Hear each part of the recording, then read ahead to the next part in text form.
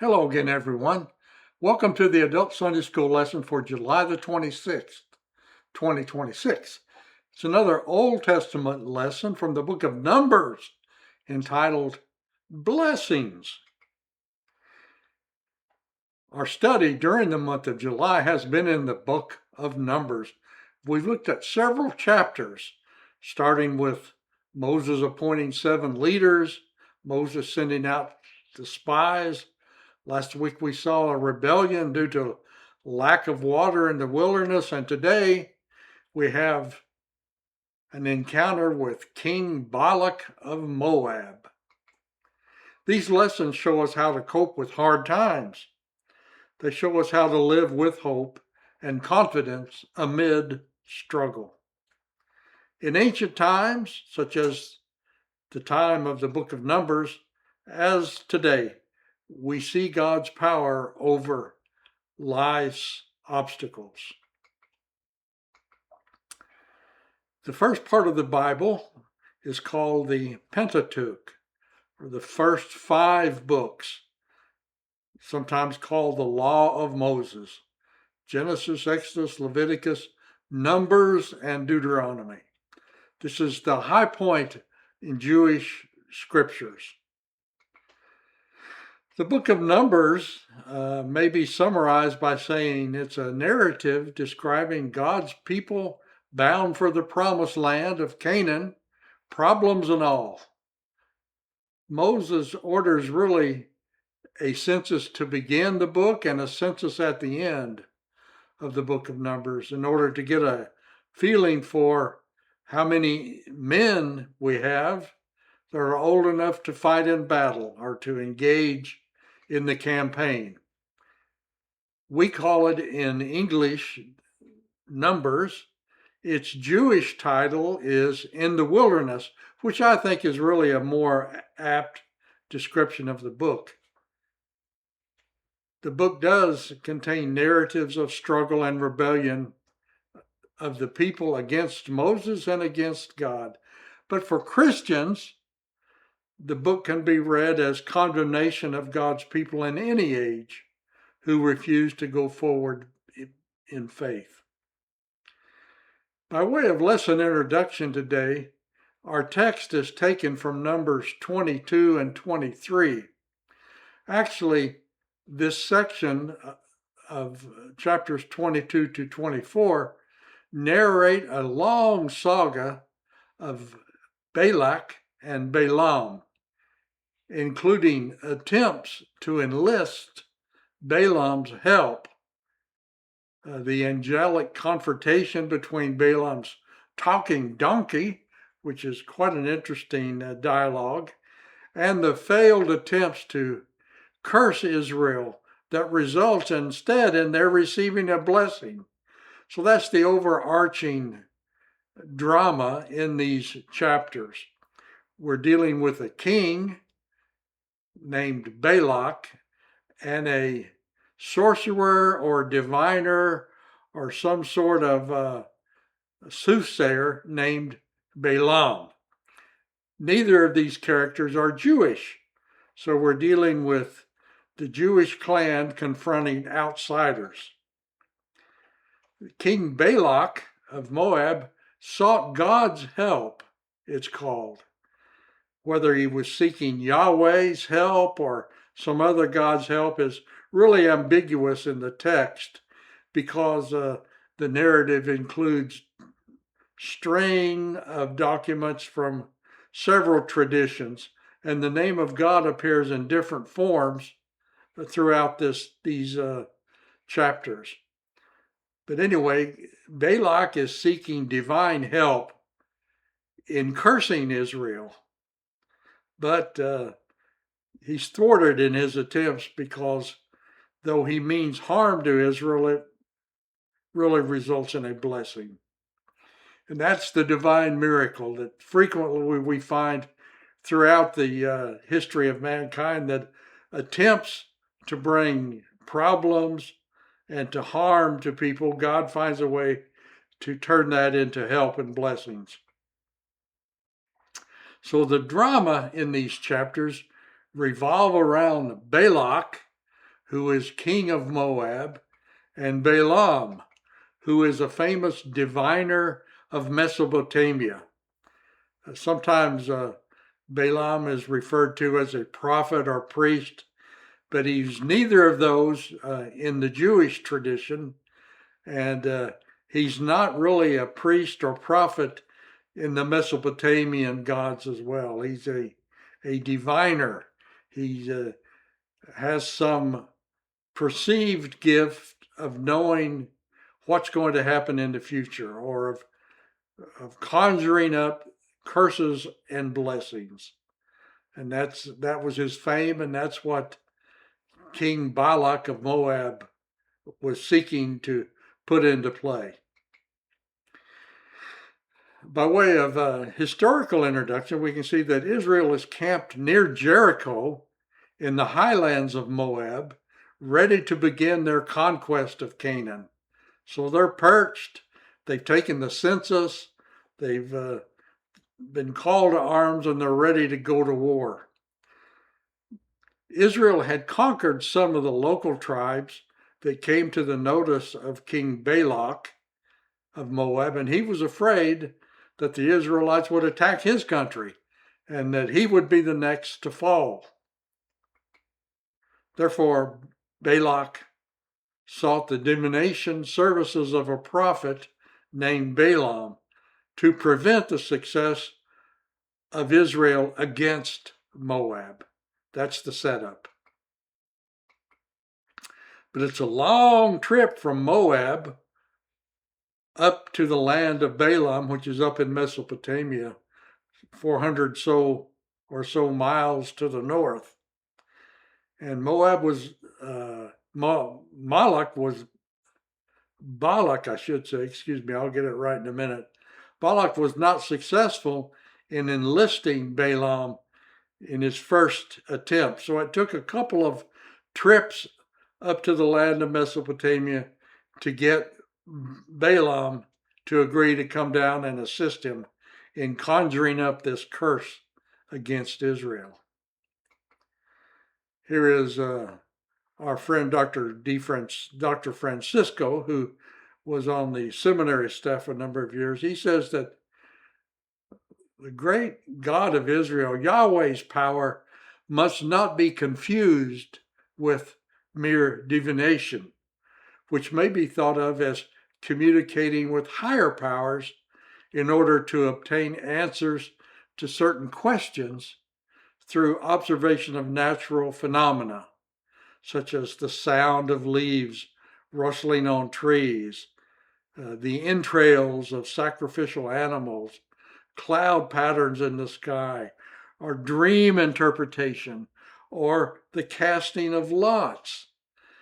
This idea of dream interpretation and casting of lots figures prominently in the ancient history of Judaism. Their priests practiced these things. In fact, Joseph became famous in Israel because of his ability to interpret dreams. So this idea of seeking to know what's going to happen in the future was not relegated to just pagan cultures or Gentile cultures, but it had practitioners within Judaism. In fact, soothsayers from Babylon were famous in this art, and one such person was Balaam. So here is the historical situation. The children of Israel are camped near Moab, and they're ready to conquest Canaan, go into the promised land. And we're going to read about later Joshua in the Battle of Jericho and the miraculous way that unfolded. So they're ready for the conquest, but the king of Moab is fearful that the Israelites are going to take over his land.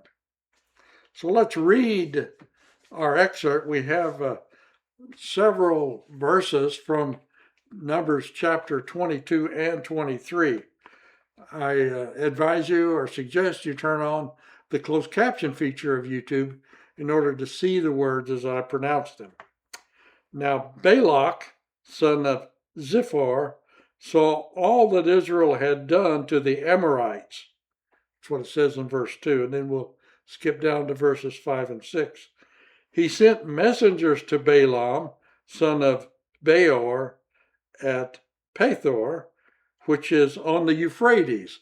Again, that's up in Mesopotamia, a considerable distance away from Moab, in the land of Amal, to summon him, saying, a people has come out of Egypt, and they have spread over the face of the earth, and they have settled next to me. Come now, curse this people for me, since they are stronger than I. Perhaps I shall be able to defeat them and drive them from the land, for I know that whomever you bless is blessed, and whomever you curse is cursed. Then we'll skip over to Numbers 23. Then Balaam said to Balak, build me 7 altars here, and prepare 7 bulls and 7 rams for me.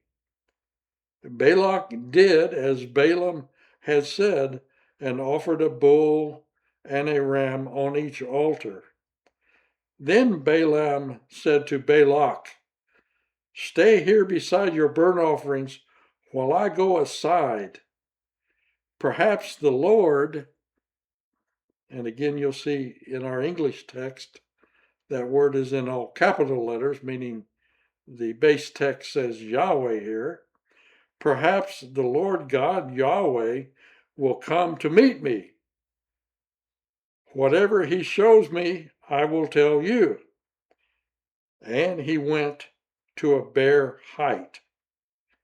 Then God, it just says God, no great name of God or no name of God, Yahweh or Elohim, but then God met Balaam, and Balaam said to him, I have arranged the 7 altars and have offered a bull and a ram on each altar. The Lord, then it says here, Yahweh, put a word in Balaam's mouth and said, return to Balak, and this is what you must say. So he returned to Balak, who was standing before his burnt offerings with all the officials of Moab. Then Balaam uttered his oracle, saying, Balak has brought me from Aram, the king of Moab from the eastern mountains. Come, curse Jacob for me. Come, denounce Israel. How can I curse whom God has not cursed? How can I denounce those whom the Lord has not denounced? For from the top of the crags I see him, and from the hills I behold him. Here is a people living alone and not reckoning itself among the nations. Who can count the dust of Jacob or number the dust cloud of Israel? Let me the death of the upright, and let my end be like this. Then Balak said to Balaam, what have you done to me? I brought you to curse my enemies, but now you have done nothing but bless them. He answered, must I not take care to say what the Lord Yahweh puts into my mouth? Well, what a narrative. King Balak saw for himself the victories of Israel, and he was afraid. A human reaction.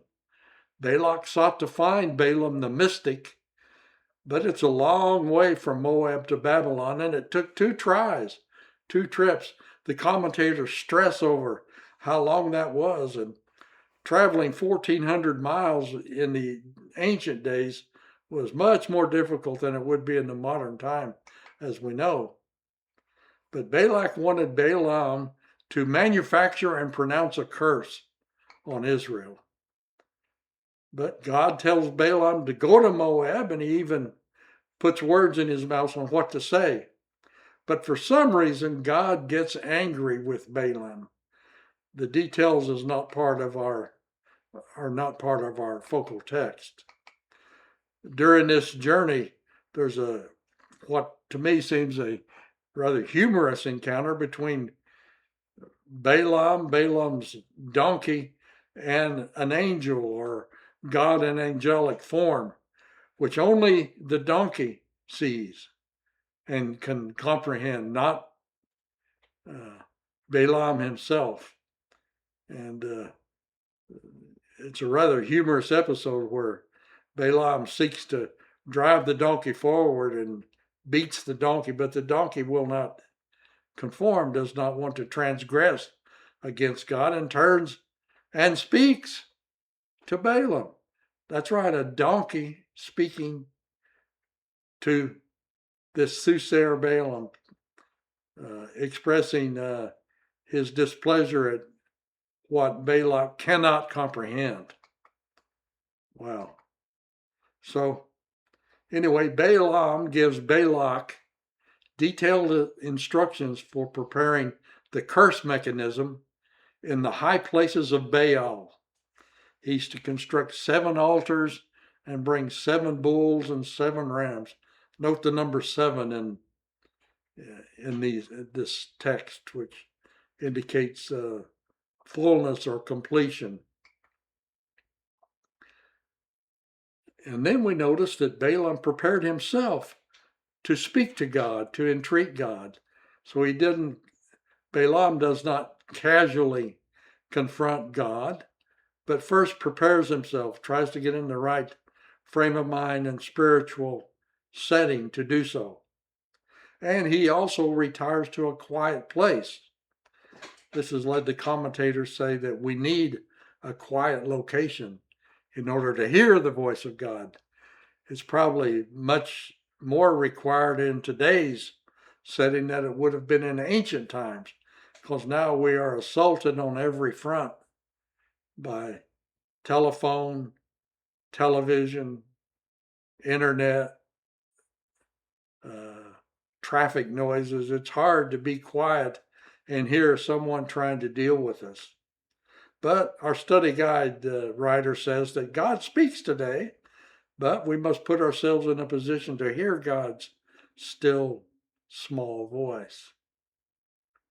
But if we got nothing else from this lesson, we should see the need to periodically withdraw and to hear God's voice amid the chaos of modern day life. Here is Wayne Ballard, our lesson writer. He says, Balaam, the mystic, is a product of his cultural context. There are many examples in the Old Testament of blood sacrifices, some involving Israelite prophets and some involving non-Israelites like Balaam.